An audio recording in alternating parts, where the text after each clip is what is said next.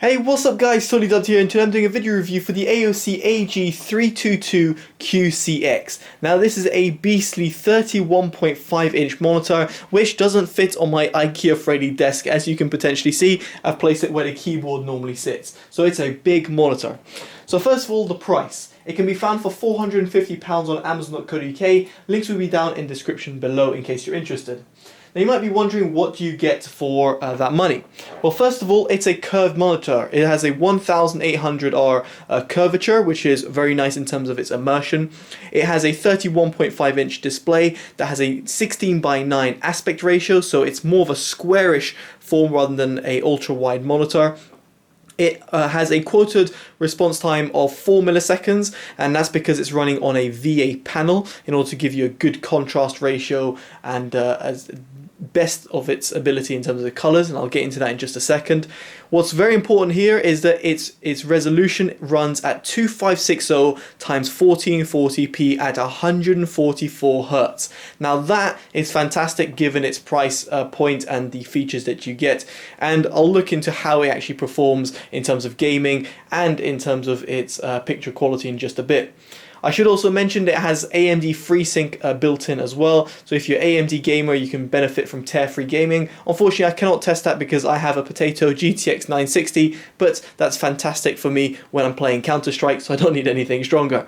In terms of inputs, it's got 2 DisplayPort inputs, 2 HDMI inputs, and a VGA for old school people out there, which I have no idea why you're going to need it, but VGA is there as well. In terms of 3.5mm jacks, you've got a headphone output, 2 microphone inputs, and 1 single 3.5mm auxiliary input as well. At the bottom right hand side, you've got 2 USB 3.0 ports, one of which supports quick charge, in other words giving you a little bit of a quicker charge for your smartphone. There's also AOC's quick switch, which was included. Now this is very useful for going through the menus or going through your settings that you so wish. It's nice to see it included again in this AOC monitor. When I say again, because I have seen it before in other AOC monitors out there. Other than that, it has a built-in speaker, which in all honesty is not great. It's got a 5-watt single driver speaker. It's good enough for basic music or notifications, but I wouldn't rely on it for anything else. If you want any other specs, they'll be in the description below, so make sure you check them out. Now let's go into its build quality for starters. So I'm very impressed with AOC's build quality. Generally with the Aegon line, they've done a very good job, and yet again over here with this model you've got a very nice design. Starting with the bezels, you have very low bezel design. In fact, there's very little, if anything, bezels on the 3 sides. Underneath you've got the Aegon logo with the bezel, which is a little bit thicker, but really nothing over the top. But what's interesting over here is that you got the LED lights. Now the LED lights can be changed or turned off completely. If you just press right on this button, it comes up with a setting, and then you can change it between blue, red, and green. You can also change the intensity from strong, off, weak, and medium. So I've got it on strong right there, but if you don't like it, you can turn it off. Now what's something that you can't see is the fact that it's got LED strips at the back of the monitor as well. A little bit like the Philips Hue, which works at the back of the monitor in order to give you some light. They're not overly powerful, so you're not going to see them that well. You can see potentially at the back I've got a light which is behind the monitor on the left hand side. It's something that adds a little less strain to your eyes, so a little less eye strain, so it's good to see it included, and the fact you can customize it is a definite plus. In terms of its stands, it can go up and down, and it can go up quite a substantial amount, and it's got tilt functionalities. You can't rotate it, and that is, to be honest, that is to be expected given its curvature. What I do like is that stand has an integrated sort of pivoting system, which means that you can pivot it like so without the stand actually moving, and that is a really good feature with this AOC and other AOC monitors I've seen out there. On the right hand side you've got a headphone stand, which is nice and sturdy, and it's lovely in terms of putting your headphones if you so wish. And finally you've got a well, you won't be able to see, you've got a handle which you can take and carry around the monitor like a boombox. Not something I would suggest. So in terms of build quality, honestly fantastic. I really like it. Yet again, AOC's build quality is really good over here, and I hope they never change this and keep innovating in terms of this, because it's fantastic. It's one of the best in terms of the monitors out there. Now let's talk about its picture quality. Now its picture quality was a little bit hit and miss. Now first of all, in terms of my settings, I should show you this in terms of my OSD, and that's starting with the color temperature. Now in the color temperature, I put it as user with R at 45, G at 50, and B at 52. In terms of my other settings, I've got brightness at 100, contrast at 50, gamma at 1, and the rest of it is pretty much default, apart from its game settings, which I'll get into in just a bit. These are the settings I personally found the best. Now I did have a color calibrator, and I did put it through a calibrator with that, and I did find its delta E to be well, a little bit off, let's put it that way, in this user mode, which was 2.42 delta E, which is quite high. But when I shoved it down to sRGB mode, the delta E came to 0.99, which is fantastic. However, you might be able to see on my screen that the reds were a bit skewed off. So that is something I noticed when I straight away turned on the monitor. I felt that, oh, it's a little bit reddish for some reason. That is just how the monitor is. That's why I reduced it by 5 notches in its user mode. And personally, I much preferred user mode over sRGB mode. And the reasoning behind that is actually to do with its luminance. In terms of its luminance, I got around 215 in terms of luminance on sRGB mode, whilst on user mode it was able to hit 302. Which is a lot brighter.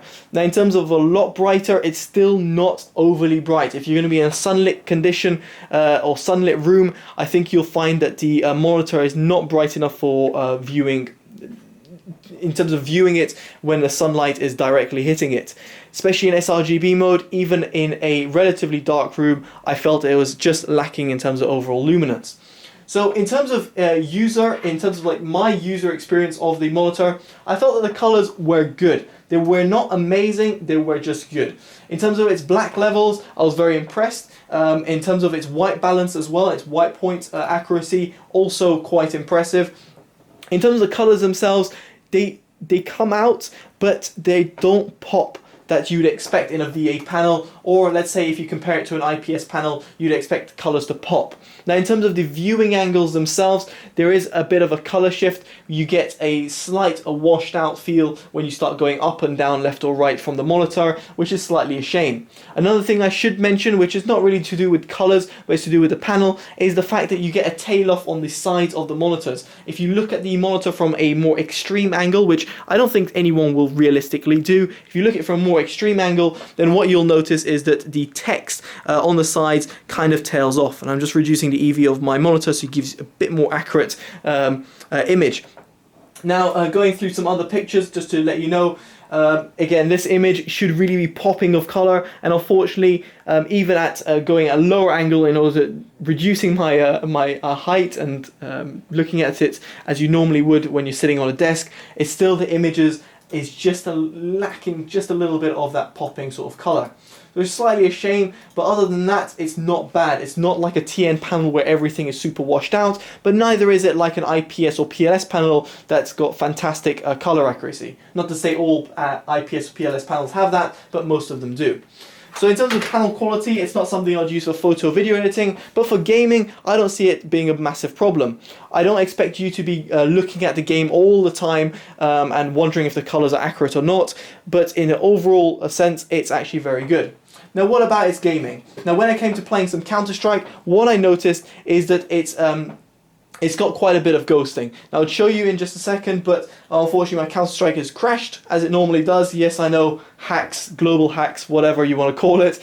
But what I noticed is that when it came to mouse movements, imagine just the mouse going left and right, its response time was slow if I had overdrive as off. If I put overdrive to strong, which greatly improved the response time of the monitor, I did find it to have a very significant inverse ghosting, which means you had massive purple trails going around.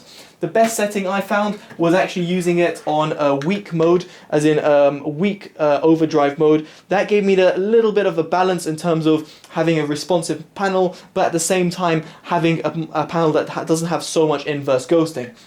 This is a problem if you're going to be competitive gaming, if you're going to be playing this, using this monitor for competitive gaming, I would not suggest it, because on strong overdrive mode, the ghosting will be too distracting, and without overdrive mode, your response time of the monitor is just simply lacking.